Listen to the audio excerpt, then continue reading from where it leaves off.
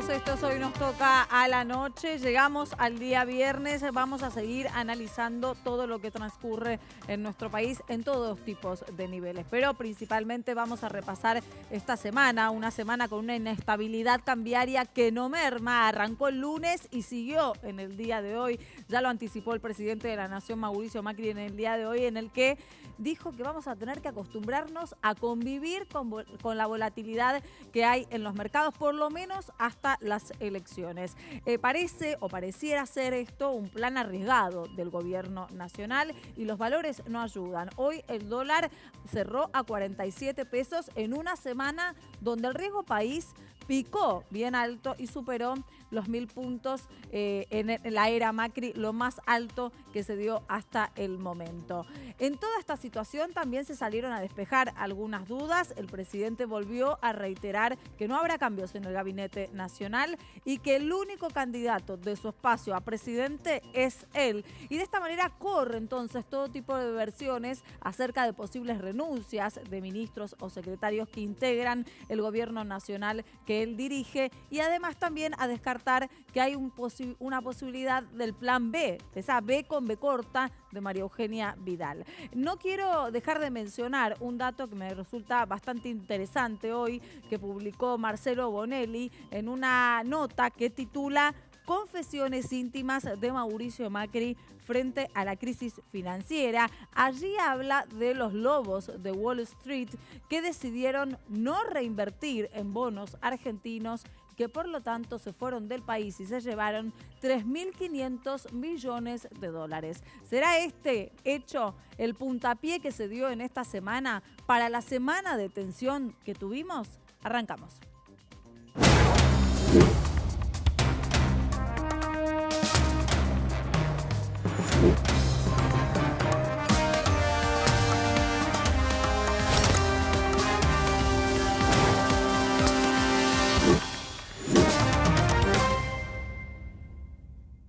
Y como veníamos mencionando, comenzó el lunes y hoy, día viernes, toda la semana hábil pendientes de los valores del dólar, de los valores del riesgo país y de la inestabilidad que se genera constantemente cuando aparecen todos los valores en suba. Gise, buenas noches. Buenas noches, Diana. Tuvimos una semana difícil desde lo económico con total incidencia en lo político. Fue una semana negra para el gobierno porque además de todo lo que vos estás diciendo, riesgo país, volatilidad del dólar, se sumó la presión del círculo rojo para que la candidata a presidenta sea María Eugenia Vidal y no Mauricio Macri, dado a que todas las encuestas están diciendo que Cristina podría llegar a ganar un balotaje. En realidad, lo que desató, digamos, esta última crisis la semana pasada fue una encuesta de la consultora Isonomía, que suele trabajar para el gobierno, que se filtró y que decía que en un balotaje Cristina le podía ganar por 9 puntos a Mauricio Macri. Lo que no se filtró fue que había un 60% de indecisos en ese trabajo y en ese sondeo.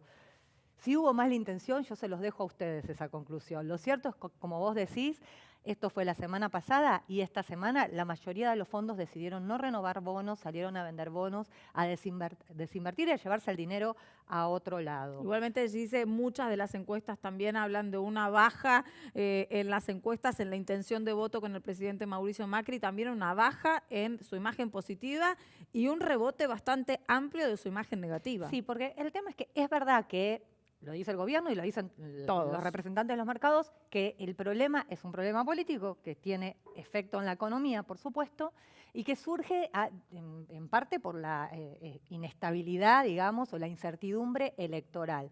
Pero también es cierto que lo que están diciendo los empresarios, y de ahí la presión sobre la candidatura de María Eugenia Vidal, y también los hombres del mercado, lo que dicen es que hay como una pérdida de credibilidad en el presidente. En todo caso, lo que le achacan es la incapacidad por no poder evitar, digamos, el riesgo Cristina, que vuelva Cristina. Entonces, se están dando las dos cosas. Y se retroalimentan entre sí, porque la retroalimenta. economía va mal, entonces no ayuda la imagen del presidente como fuerte para poder resolver la crisis. La crisis aumenta porque hay una posibilidad de que Cristina sea reelegida nuevamente. Bueno, lo cierto es que hoy parecía que estaba todo más en calma a la mañana, ¿no? Pero, porque el dólar bajó unos 70 centavos, abrió así, pero después terminó subiendo y cerró en casi 47, un peso más que en el día de ayer. En la semana tuvimos casi 5 pesos más, el dólar pasó de 42 a los 47, el riesgo país a 9,67. Sí, tuvo Y ese pico de 4 dígitos bueno, que alarmó claro, a todos sí, también. sí.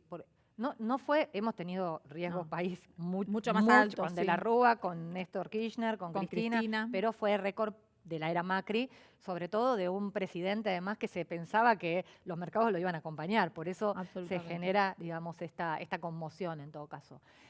Lo peor es que los analistas políticos y económicos dicen que esto va a continuar, la semana que viene va a ser una semana difícil, hay un paro en el medio, eso siempre tiene alguna implicancia política, el día martes 30 con movilización a la Plaza de Mayo, y el viernes también va a haber aumentos de naftas de entre 3 y 5%. El propio presidente también bajó hoy ese mensaje en una reunión de gabinete, vos lo estabas contando en Olivos. Esto de que hay que acostumbrarse a convivir con la volatilidad. Es como vos dijiste, es muy arriesgado el plan. Es muy arriesgado para lo que es el contexto de la Argentina. La verdad que en otros países del mundo la suba o baja del dólar, quizás no tan abruptamente, pero se da de manera diaria. No es algo en que la población esté tan pendiente. Porque no se traslada a los precios. Porque no se traslada no genera a los inflación. Precios, acá sube el dólar, subió a 48, aunque bajó después a 47, muchos remarcan y después no bajan los precios. Ese es el problema. Bueno, arranca también el lunes el control de los precios esenciales. Así como está, dicen los empresarios hoy, que bueno, que está bien, que se puede mantener el dólar. Recordemos que si el dólar, el Banco Central, si bien operó en el mercado de futuros para poder contenerlo un poco el dólar, no puede salir a vender como, digamos, por el acuerdo por el fondo. Sí lo puede hacer recién cuando se supere el techo, ¿no?, de esta banda monetaria fija que hay de 51 pesos. Incluso muchos de los empresarios de supermercados aclaraban que como el tope de la banda es en 51, ellos contemplan mantener el acuerdo de precios hasta 51 pesos. El tema es si lo supera. Sí, el tema, bueno, pero ahí puede salir a operar el Banco Central y a vender y poder bajarlo. Pero de todas formas dicen que así sí se mantiene. No se van a encontrar todos los productos el lunes en las góndolas porque hay muchas empresas que tienen que producir, van a introducir marcas nuevas. Sí, son por ejemplo pero fideos. Es insólito, son grandes marcas, grandes empresas que podrían llegar a tener una producción amplia como para pero están introduciendo marcas nuevas. El engaño pichanga a veces de los empresarios. Yo creo que lo que fue desprolijo es también que el gobierno lo anuncie sin tener cerrado eso, ¿no? Porque si iba a tardar, quizá ahí suena, ¿no?, desprolijo. Pero lo cierto es que, bueno, hay muchas empresas que aprovechan, digamos, esta oportunidad para incorporar productos nuevos que saben que se van a consumir y que tienen una vidriera porque van a estar en las góndolas, ¿no?, marcados, que si es un producto nuevo que tiene que salir una empresa pequeña a colocarlos, les costaría mucho más. Desde el punto de vista de marketing dicen, bueno, a algunos les conviene, el problema podría ser el desabastecimiento, eso también a ellos le podría jugar en contra, ¿no?, porque la gente si no encuentra después la marca y todo, bueno, no la registra. También las expectativas de si se va a poder entrar en el recinto el 8 de mayo, como habían anticipado la ley de góndolas, falta todavía dictamen, pero bueno, veremos. Pero se viene, bueno, habrá que convivir lo que dijo Mauricio Macri en la reunión de gabinete en Olivos. Por más que no salieron a hablar después los funcionarios, sí se filtró, y eso es adrede, no se filtra a los periodistas lo que dijeron porque es la bajada de línea. Lo que les dijo es, el candidato soy yo, no hay cambio de planes por más corrida cambiaria que haya y por más presión del círculo rojo. El rumbo se ratifica, es este, y no hay cambio de gabinete. Por ahora no hay cambio de gabinete. Dicen que no hasta después de octubre. Recuerden que igual el SICA está como en la cuerda floja. Él mismo había presentado la renuncia, se había enojado hace 15 días y no se la aceptaron. Así que bueno, Duhovne, por más que haya muchos empresarios que han pedido un ministro de Economía, que se haya cambios en eso, Duhovne no se lo va a tocar porque es el nexo con el Fondo Monetario Internacional, con lo cual sigue... Sí, tengo una pregunta. Hablando de Cambiemos, en esta semana, haciendo un repaso político de lo que podemos llegar a tener, una reunión muy importante en la Casa Rosada con Cornejo y Gerardo Morales. Estaba el presidente y Marcos Peña también en esa reunión, si no me equivoco. Y allí surgieron determinadas informaciones de que ellos les pedían algunos cambios de gabinete o incluso Sí. que revea la situación de presentarse o no en la candidatura. Esto es leído por otros políticos que integran incluso el ámbito de Cambiemos como que no lo apoyan al presidente tanto en una circunstancia tan difícil. Sí, bueno, el radicalismo se viene quejando desde hace rato. El presidente los atendió, los incluyó en una mesa que se juntan todas las semanas. Se está evaluando la posibilidad de un vicerradical. Yo creo que Cambiemos, que el radicalismo, salvo que haya una hecatombe realmente, el radicalismo se va a quedar en Cambiemos. La mayoría, se podrán ir algunos, Ricardo Alfonsín, algunos dirigentes con Labaña, si es que Labaña es candidato. Pensemos que todavía no hay candidaturas lanzadas. El único que dice el candidato soy yo, puntualmente, es Mauricio Macri, bueno, y Sergio Massa, pero después ni Cristina ni Labaña juegan al misterio, todavía juegan al misterio, ¿no? Así que, bueno, va a seguir el tema de las dudas, va a seguir la volatilidad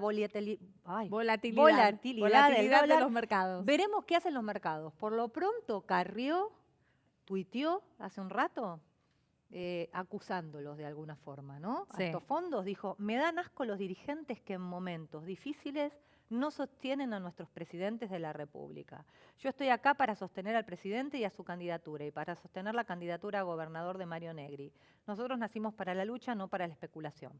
Bueno, en este caso habla de los dirigentes. Seguramente es un palito para los radicales. Como sí, es esto que te venía diciendo. Iban y le plantean en cada una de las reuniones que se dan en Olivos y en Casa de Gobierno al propio presidente de la Nación que revea su candidatura, como trascendió en el día de hoy, pero eso, que vea posibilidades de cambio en el gobierno y bueno, salta Lilita. Sí, yo no sé si los radicales le han planteado, eso no te lo puedo asegurar, no sé si le han planteado que revea su candidatura, no sé. Habría que evaluar. ¿Cómo ves la semana que viene? Bueno, después de una semana de tanta tensión. No, como te decía, va a ser una semana que va a ser difícil, está el paro en el medio, aumentos de nafta el viernes, bueno, arrancan los precios esenciales. Y tenemos que convivir con la volatilidad de los mercados. Exactamente, o sea, va a seguir, lo dicen los analistas, esto va a seguir para largo y como dijo Durán Barba, que gane el menos peor, digamos, ¿no? Que va a ganar el menos peor, porque dio un reportaje a Bloomberg, ¿no? Sí. Y dijo que la gente va a elegir entre el menos malo de los dos. Pasaron del mejor equipo de los 50 años, llegado el momento se va a elegir el famoso voto útil entre el menos malo de los dos. Bueno, gracias, Giselle. Vamos a ir un corto, enseguida regresamos. Vamos a analizar en profundidad el caso de Villar Cataldo, el médico que asesinó a un delincuente, dice porque se estaba defendiendo. ¿Cómo se resolvió este juicio? Por juicio por jurados. Y vamos a entrar en el debate de juicio por jurados, sí o no. Quédense.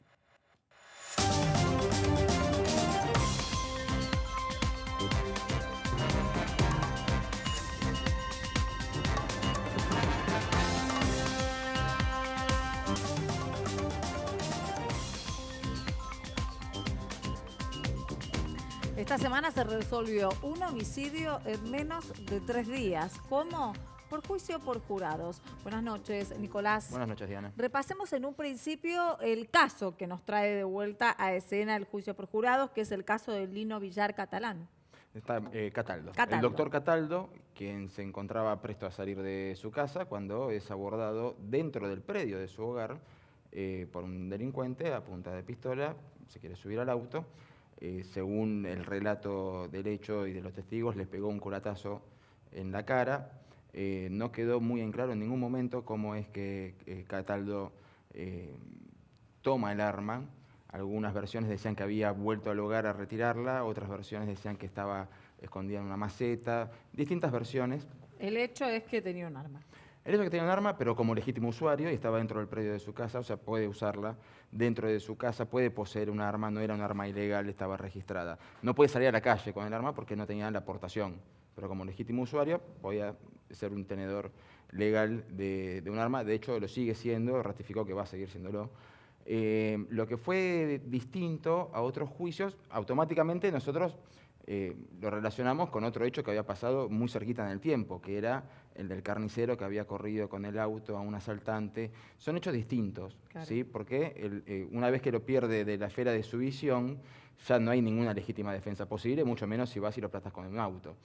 Ahora, lo que estaba ahora sobre el tapete para analizar es sobre si corresponde o no corresponde la aplicación de juicio por jurados. Algunos dicen que por una cuestión constitucional, sí, obviamente la Constitución manda el juicio por jurados. Hay que tener en cuenta que cuando se obliga al juicio por jurado en 1853, el modelo de poder judicial que existía hasta ese entonces era el del Santísimo Oficio, de la Santa Inquisición y la Casa Real. ¿Quién nos iba a juzgar? Entonces, hay distintas cosas que son para tener en cuenta. Lo que sí es cierto es que en este caso concreto, es un hombre en una situación que generó un claro nivel de empatía. Sentirse... de empatía él se sintió amenazado, dio el hecho, y antes vos decís, el público generó empatía. Obviamente que genera empatía alguien que puede hacer justicia en un hecho en el cual todos hemos sido víctimas de la inseguridad en mayor o menor medida, algunos con más suerte, otros con menos suerte. Ahora, una cosa es la empatía y otra cosa es lo que esperamos del Poder Judicial, ¿sí? Hoy entonces se resolvió, tuvimos una nota con él en el canal de La Ciudad y principalmente le consultamos qué pasa si lo volvería a repetir una vez más. Él volvió a ratificar los hechos. Si es para salvar mi vida, si es para salvar la vida de mis hijos, o su vida, la suya, trataría de defenderlo siempre. Por supuesto que voy a defender mi vida cuando vea que haya un peligro verdadero. Bueno, él vuelve a ratificar entonces su postura, vuelve a hablar sobre el tema y plantea entonces sobre el tapete, como decís vos, esta discusión acerca del juicio por jurados. Se me ocurren varias preguntas que por ahí nos podés volver a clarificar, Nicolás, y es, ¿cómo se llega a esta instancia, a esta resolución de juicio por jurados, este caso principalmente? Bueno, primero el juicio por jurado lo pide el que va a ser juzgado, el acusado, el imputado. O sea, en este caso, Villar Cataldo pidió que el juicio fuera por el método de un jurado compuesto por civiles. Y ahí es donde empieza la polémica, por llamarlo de algún modo. Que repito, en este caso no saltó ninguna polémica porque estamos ante una situación que genera empatía. Pero si lo llevamos a cualquier otro caso, menos conocidos, nos encontramos con una cuestión que no siempre el que está sentado es una persona que se defendió de un delito, sino que son personas que han cometido otro tipo de ilícitos que ya no nos caen tan simpáticos. Y tenés la diferencia entre lo que es ser un jurado y lo que es ser un juez y la responsabilidad que tiene un juez frente a la responsabilidad que tiene un jurado, ¿sí? Ajá, ¿por qué? Porque el jurado, ¿qué requisitos tiene que tener para estar ahí pensando como si fuese un juez? Ciudadano mayor de 21. Y estudios, preparación ante la justicia, no sé, capacitación objetiva, psicológica. Saber leer y escribir como para entender la citación y presentarse. O sea, un juez, en cambio, tiene primaria, secundaria, los 5, 6, 7 años que le haya llevado la carrera, se hizo un posgrado, otros 2 años más, se hizo un doctorado, 3, 4 años más, rendir un examen ante el Consejo de la Magistratura, sacar de los mejores 3 puntajes para que después sea comparado frente a todo el Consejo de la Magistratura, que le hacen un montón de preguntas, después va al Senado, en el Senado le hacen todas las impugnaciones habidas y por haber, y esa persona encima es responsable ante la sociedad por sus fallos y por lo que resuelve. Y ahí es donde tenés la gran diferencia. De un lado tenés un montón de requisitos, del otro lado no tenés prácticamente otro requisito que ser ciudadano argentino, mayor de edad, etc. ¿Cuál de las dos resoluciones creés que puede ser revisada por una apelación? La del jurado no es apelable. O sea, el juez encima te da una garantía de que si no estás de acuerdo con el fallo del juez, sí, la parte que se vio perjudicada puede apelar. En este caso hubo una absolución y es como si el hecho no hubiera ocurrido, porque tranquilamente le podrían haber dicho, bueno, si el señor es culpable de un homicidio en legítima defensa, estaba justificado el hecho y se iba a la casa. Claro, era un homicidio, él se defendió, un homicidio en legítima defensa y ya. Por en eso, este caso, no tiene otra figura. O sea, tenés la acción típica y en la antijuridicidad frenábamos porque el tipo estaba legitimado, se estaba defendiendo legítimamente. ¿sí? Acá directamente se lo halla no culpable y no entendemos bien todavía porque, está bien, vamos a darle la derecha al sistema. El sistema es muy reciente, por lo menos para la provincia de Buenos Aires. Córdoba tiene un poquito más de experiencia en el asunto. Y estamos hablando de determinados delitos, o sea, no se aplica este sistema no se puede aplicar para delitos de orden federal, no se puede aplicar para delitos de corrupción, no se puede, o sea, imaginemos qué pasaría si sentáramos a un político en el banquillo y pusiéramos a 12 ciudadanos a decidir si es culpable o no. Nicolás, ¿esto se circunscribe únicamente para el Poder Judicial o entra en alguna arista la visión del Estado? A ver, tenés políticas... Del Ejecutivo, en este caso. Tenés políticas del Poder Ejecutivo que llevan, que van para ese lado y que empujan a determinadas formas de hacer juicios. El juicio por jurado no es un invento que se haya aplicado ahora, repito, está en la Constitución Nacional de 1853. La provincia de Buenos Aires empezó a aplicarlo de modo piloto durante la gestión de Daniel Scioli y ahora se empieza a aplicar cada vez más. Y tenés un porcentaje bastante interesante del año 2018, el año pasado, vas a las estadísticas, y tenés 24 absoluciones y el resto condenados, y es un número muy superior en una proporción aproximadamente de 20 a 80. Y te lo pregunto principalmente porque en el día de hoy la ministra de Seguridad, Patricia Bullrich, toma el tema, lo analiza, incluso recibe al médico y da una conferencia de prensa como volviendo esta situación a una situación de Estado, Ahí sí. Un hecho con el que concuerda con la filosofía del Estado Nacional. Entendimos que la profundidad del caso demostraba que el doctor había defendido su vida y que había tenido que defenderse de una manera que quizás a nadie le gusta hacerlo, pero que era su vida o la vida del victimario, del delincuente.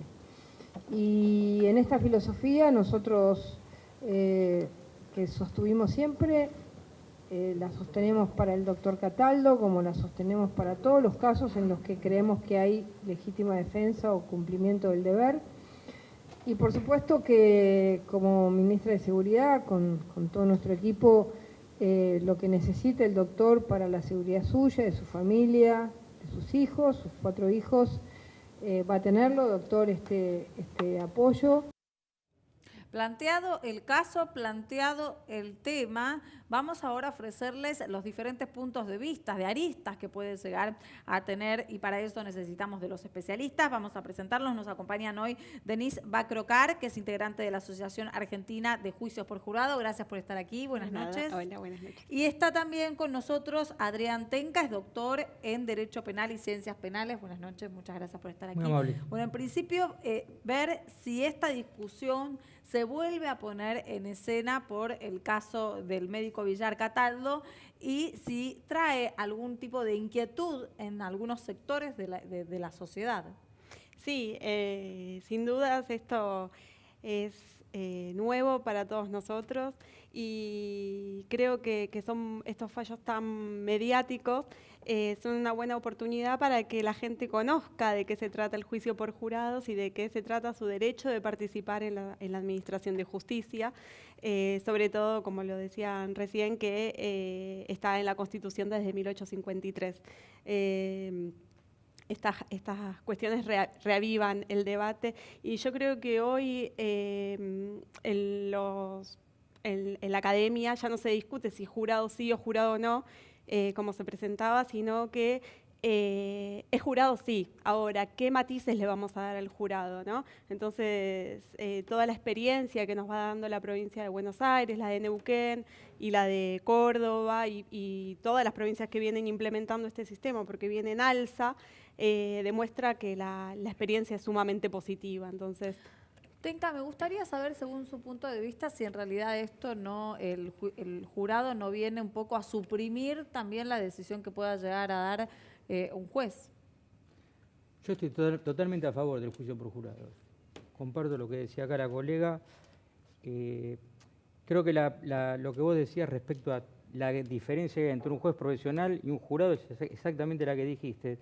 Pero la realidad es que los jueces profesionales en nuestro país lejos han estado de darnos durante estos 150 años una justicia independiente y una justicia que realmente valga la pena. Con lo cual vale la pena cambiar porque todos los países desarrollados tienen juicio por jurado. Este es un tema. Ahora otro tema es si en estos casos de legítima defensa realmente ha habido una legítima defensa. Me parece que son dos temas distintos, porque yo estoy casi seguro que en este caso puntual también un juez profesional o un tribunal los hubiera absuelto.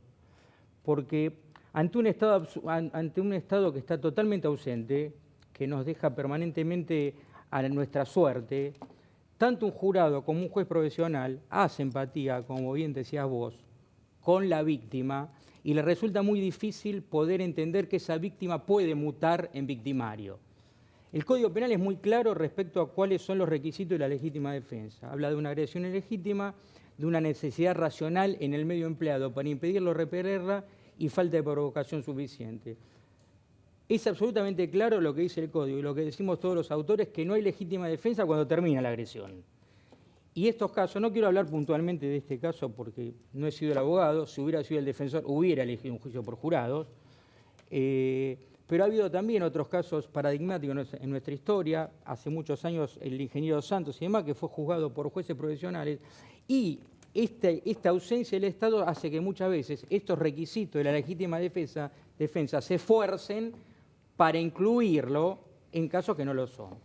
Saquemos el caso Cataldo, si una persona me roba y sale corriendo y le pega un tiro por la espalda, claramente no es una legítima defensa, sino es un homicidio simple. Pero reitero, es muy difícil ante la ausencia del Estado, porque como dijiste bien vos, todos hemos sido víctimas de robos o de distintos delitos, entonces cuando nos ponemos en juzgadores es más difícil empatizar con la víctima y nos cuesta, hasta nos resulta repugnante entender que esa víctima muta en victimario, que yo creo que muchas veces es lo que pasa. Pero creo que así como un jurado lo absuelve a un juez profesional, seguramente también llegaría a esa conclusión o a otras como un exceso en la legítima defensa y darle una pena por un homicidio culposo. Igualmente a mí me hace mucho ruido esto de los requisitos que tienen que tener para conformarlo y que no haya por ahí una preparación al respecto como para poder evaluar situaciones como estas. Sí, en realidad los requisitos que se necesitan para ser un jurado son los que decía recién Nicolás. Y en esto de la preparación, a mí me parece importante resaltar que nosotros somos ciudadanos todos del mismo Estado y que así como a una persona la pueden acusar por un delito y el Estado no se esfuerza por hacerla comprender de qué es lo que se la está acusando, lo mismo rige para esto. Y también en comparación con los otros poderes del Estado, ¿no es cierto? A nosotros no nos piden calificaciones para ir a votar, no nos piden calificaciones para elegir a los representantes que después pasan las cosas que pasan, ¿no es cierto?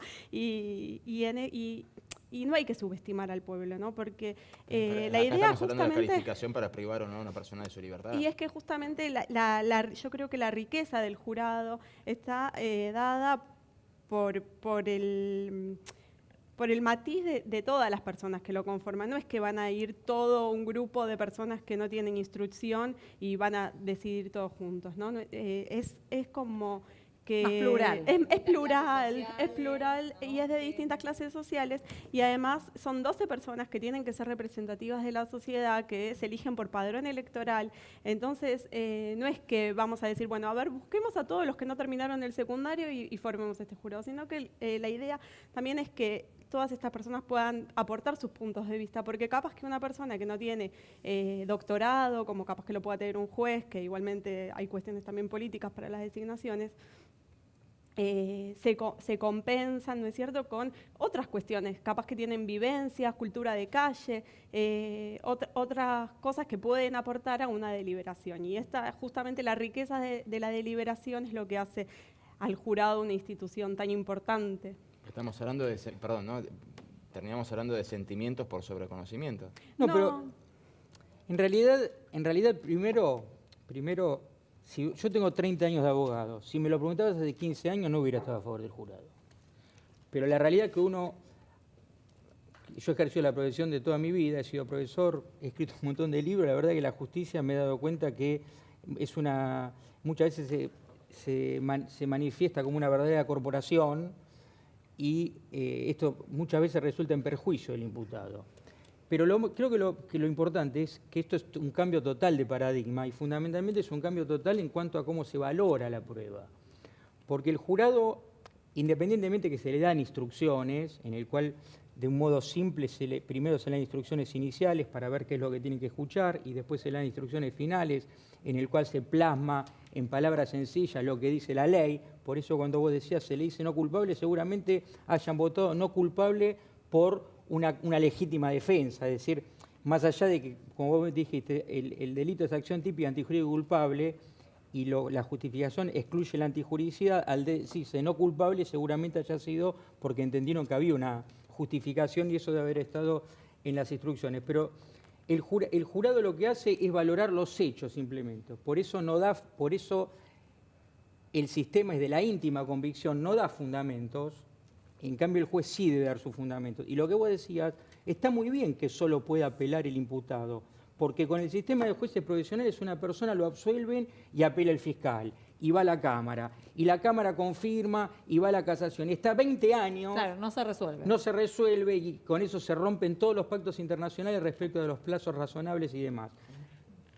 ¿Se absuelve? ¿Se terminó? Por eso entiendo que, y como bien acá decía la doctora, es un nuevo paradigma, porque todos los abogados y todos venimos con el sistema escrito, después con un sistema de juicio oral que lejos está de ser un proceso acusatorio. En todo esto nos trae todos estos nuevos planteos, pero indudablemente el futuro está en esto. ¿Y cómo evalúan desde su perspectiva los dichos o la forma de involucrarse que ha tenido la ministra Patricia Bullrich al respecto? Bueno, yo estoy totalmente en desacuerdo, porque la realidad es que cómo entender la legítima defensa no puede ser una política de Estado. O sea, la política criminal puede pasar por otros lados, pero no en la interpretación del artículo 34 y o 35 del Código Penal. No puede recibir, poder puede, por eso de hecho lo hizo, pero me parece que esto es involucrar al Estado en algo que es exclusivamente de carácter judicial y además más cuando ha habido un jurado que es la representación del pueblo en la justicia. Es decir, me parece que esto estuvo de más. Lo que dicen desde el gobierno, que lo vivieron como un triunfo, porque justamente el Ministerio de Patricia Bullrich lo que viene diciendo es que con Cambiemos se dio un cambio de paradigma. ¿No? A ver, estamos con un problema con tu audio, Gis. Enseguida retomamos, pero mientras lo solucionamos, me gustaría saber también su visión acerca de... No, yo creo que se tendría que hacer cargo previamente, ¿no? Porque la justicia viene a resolver un conflicto que ya pasó, pero ¿qué pasa con lo que pasa antes, ¿no es cierto? ¿Por qué el Ministerio de Seguridad no ofrece la seguridad que tiene que dar como para que después pasen este tipo de cuestiones? Yo creo que tiene que haber políticas públicas previas a que pasen estos hechos. Bueno, y siguiendo un poco con la situación, me gustaría escuchar una parte de la entrevista que le hicimos precisamente a Villar Cataldo. Él dice, a mí me atacaron, y después vuelve a decir que él cree o volvió a creer en la justicia. Yo nunca busqué, no lo deseé, se produjo, ¿por qué? Porque a mí me atacaron y ocurrió esto y eso cambia la vida totalmente. Y el otro cambio fue ayer de creer nuevamente en la justicia, porque los jueces, el jurado popular, son jueces, y esos jueces me declararon no culpable. Bueno, volvió a creer en la justicia, dice. ¿A ustedes les da la misma sensación? Y si a mí me absolven, creería en la justicia del jurado, del juez profesional, por supuesto. Está muy bien lo que dice. Yo creo que el Código Penal, en respecto a lo que es la legítima defensa, es muy claro. Después hay que ver los hechos concretos. Creo, reitero, por todo lo que dije antes, que se han estirado muchas veces lo que es la legítima defensa para hacer que determinados hechos, que son homicidios simples acá o en cualquier país del mundo, termine siendo una legítima defensa. Pero bueno, tiene que ver con cuestiones, precisamente como bien decías vos, dijiste que con los juicios por jurados había un 20% de, yo creo que es un poquito más alto, pero igual es muy alto porque en la provincia de Buenos Aires, cuando hay juicios con tribunales de jueces profesionales, el nivel de condena es del 97-98%, sí. Es decir, que los tribunales son más proclives a la absolución que los jueces muchas veces porque pueden hacer empatía con el imputado, porque tienen una visión distinta que los jueces, y yo creo que eso es lo que le da realmente importancia. Y yo creo también, perdón, que la diferencia que marca el jurado en esta cuestión de las absoluciones o condenas, que bueno, en realidad estamos hablando sobre números sin los hechos concretos de los casos, ¿no? Pero me parece que lo importante es remarcar que el jurado es mucho más exigente en términos de prueba. Entonces, si un fiscal llega a un juicio sin preparación, sin las pruebas que vayan a necesitar para fundar su caso, un jurado lo va a absolver necesariamente. Bueno, pero ahí es donde yo planteo el problema de que si lo van a absolver porque no hubo pruebas, no hubo justicia para nadie. Y no, lo que pasa es que ¿de quién es la culpa? ¿Del jurado que le traen Pero un yo como juicio? víctima, ¿qué culpa tengo de que el fiscal haya sido un tipo que no pero trabajó? yo estoy de acuerdo con lo que ella dice. Lo que sucede es que en los juicios... Mira, tenemos que hacer un programa de 6 meses más o menos para esto, porque cuando uno estudia la facultad o cuando se plantea lo que es el sistema judicial, parece una maquinaria perfecta, que está el fiscal, está el tribunal, y no es cierto en la práctica. En la práctica, en los juicios de tribunales orales, los fiscales hablan con los jueces, más o menos a veces llega todo cocinado, cosa que no pasa con los jurados. Entonces, si el fiscal trabaja mal, el problema es del fiscal.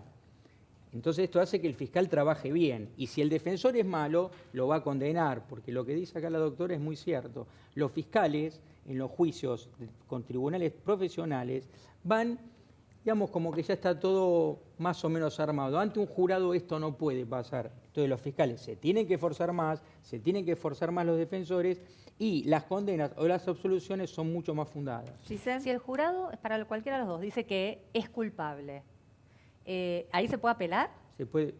Ahí sí se puede. Se puede interponer un recurso en la provincia de Buenos Aires, se puede interponer un recurso de casación, que fundamentalmente lo que se apunta es muy difícil darlo vuelta, se apunta fundamentalmente a solicitar la nulidad de las instrucciones que el juez le dio al jurado, porque ya el abogado seguramente se mostró disconforme con esas instrucciones, es muy importante. Y la condena igual la impone el juez. El juez siempre impone la condena, claro.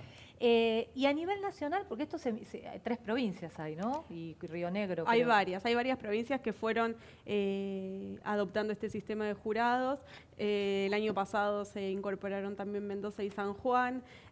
Bueno, ya estaba Chaco, Río Negro, Neuquén. Bueno, en algunas todavía no empezó a regir, pero en los próximos tiempos ya ¿Y por qué no está a nivel nacional el juicio por jurado? Bueno, porque los legisladores todavía no lo han entendido, tampoco está en discusión, porque el Código Procesal Penal que está en ciernes tampoco lo considera.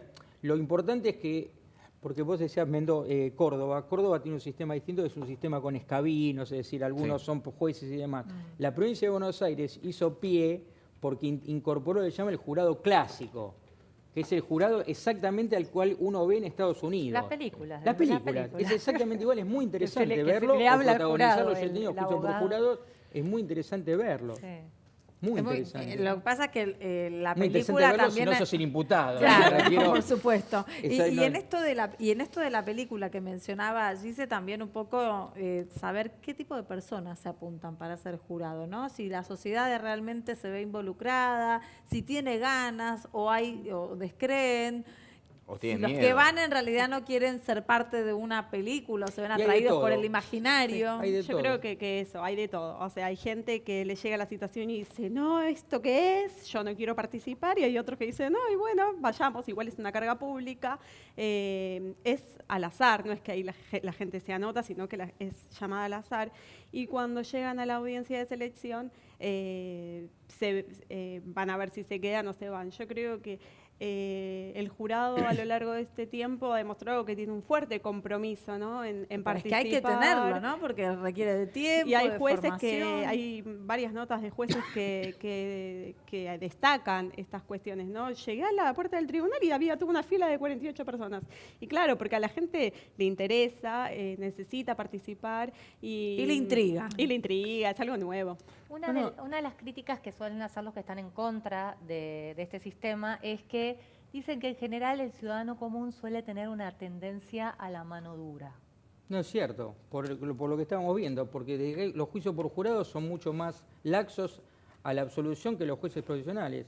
Tanto en la capital federal como en la provincia de Buenos Aires, el nivel de condena cuando intervienen tribunales orales independientemente de las probation, porque cada vez hay menos juicios además, porque hay probation, juicios abreviados. En la provincia de Buenos Aires se puede abreviar penas hasta 15 años, con lo cual... En 24 horas. En 24 horas.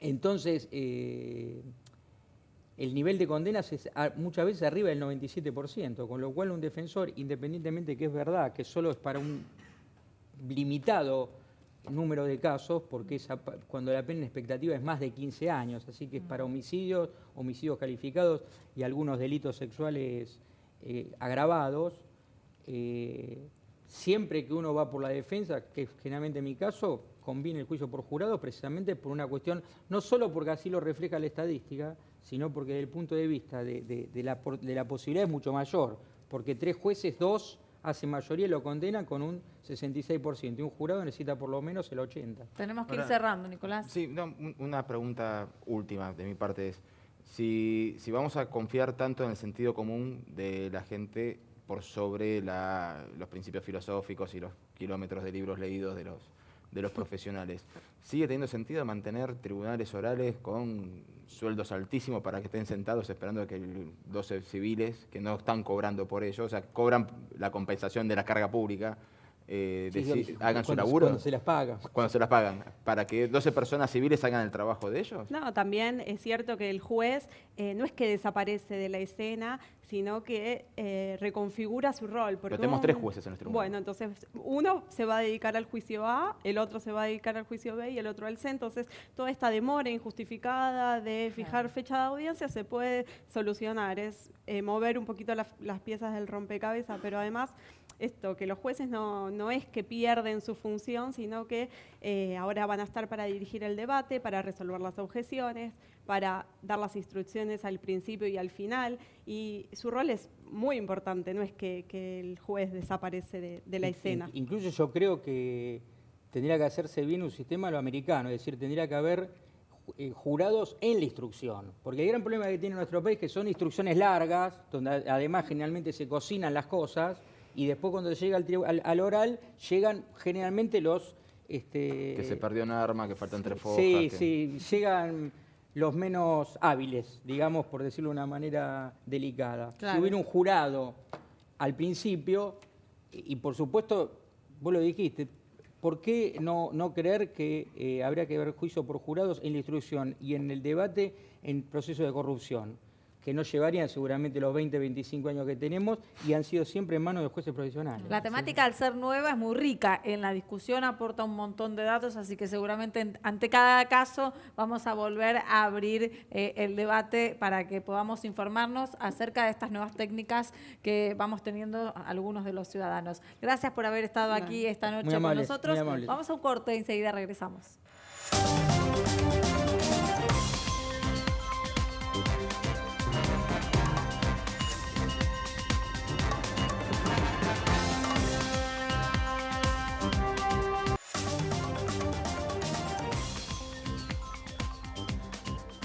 Hablamos de economía, hablamos de justicia, nos falta el deporte. Uno quiere relajar un poco por ser viernes a la noche y resulta que Santiago Ladino nos trae otro tema polémico para debatir. Así es, Diana, muy polémico, porque Neymar no podrá jugar los próximos 3 partidos de la Champions que viene. ¿Sabes por qué?